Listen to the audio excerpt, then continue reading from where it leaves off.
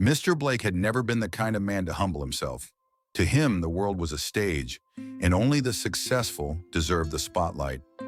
He walked into his office building that morning like he did every day. Expensive suit, polished shoes, and a cold expression. On the lobby floor, an elderly janitor was mopping the tiles. His name was Mr. Harris. His hair was white, his skin weathered, and his movements slow but deliberate. He had been cleaning that building for years. Blake paused, looking at Harris from head to toe. "Must be sad," he sneered, "to clean up after people like me every day." Mr. Harris merely glanced up and gave a small, quiet smile. Blake chuckled under his breath as he walked away. "Pathetic," he muttered. But life has a strange way of humbling the proud, and it was already in motion. To the world, Mr. Blake looked like a success story. CEO of a high-profile tech firm, a regular on business magazine covers, always surrounded by money, power, and admiration. But behind the scenes, his empire was beginning to crumble. His company's profits had plummeted. Key investors were pulling out. Stocks had dropped drastically. Rumors of bankruptcy started to surface. There was only one last hope: an anonymous foreign investor group that had shown interest in acquiring and rescuing the company. Everything now hinged on one upcoming meeting in the executive boardroom. Blake was confident. He had redone the presentations, manipulated financial reports to look promising, even paid off media outlets for glowing reviews. This will be a walk in the park, he told himself, but he had no idea what was coming. Meanwhile, Mr. Harris went on with his life quietly. He wasn't a man of many words, but anyone who paid close attention would sense something unusual about him, a kind of calm, silent dignity that seemed out of place for someone in a janitor's uniform. He arrived at work on time every day, never complained, cleaned everything with pride, even the dirtiest restrooms. A few employees chatted politely with him, but most walked past as if he were invisible. Blake didn't even know his name, but Mr. Harris had a secret.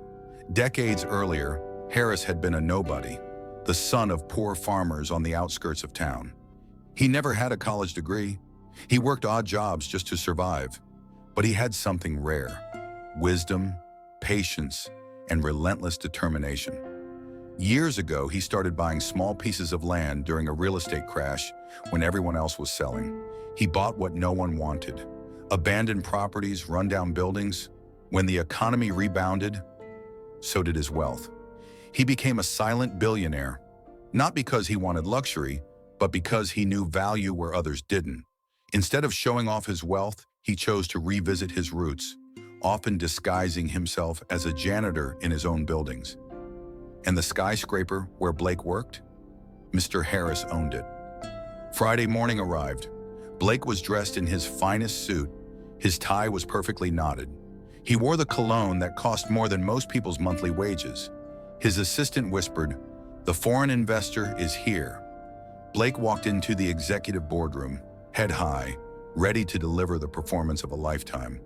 But then he froze. Sitting at the head of the table was Mr. Harris, the janitor. Except now, he wore a black designer suit and a luxury watch. His presence filled the room with silent power.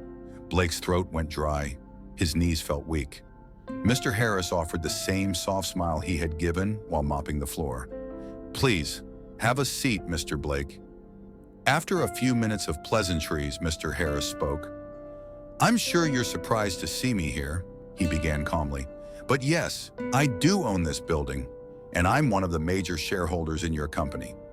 Blake's face turned pale. I had no idea," he stammered. "I didn't mean any disrespect earlier." "I hold no grudge," Harris replied, "but I don't ignore character either." Then he opened a folder and revealed financial documents. The real ones: excessive executive bonuses, unjustified expenses, lack of innovation, employee mistreatment. "This company isn't failing because of market conditions," Mr. Harris said. "It's failing because of poor leadership." Blake lowered his head. The silence was crushing. Mr. Harris stood up and placed both hands on the table. "I have two options," he said firmly. "I can buy out the company, restructure it, and replace you, or I can let it collapse and build a better one in its place."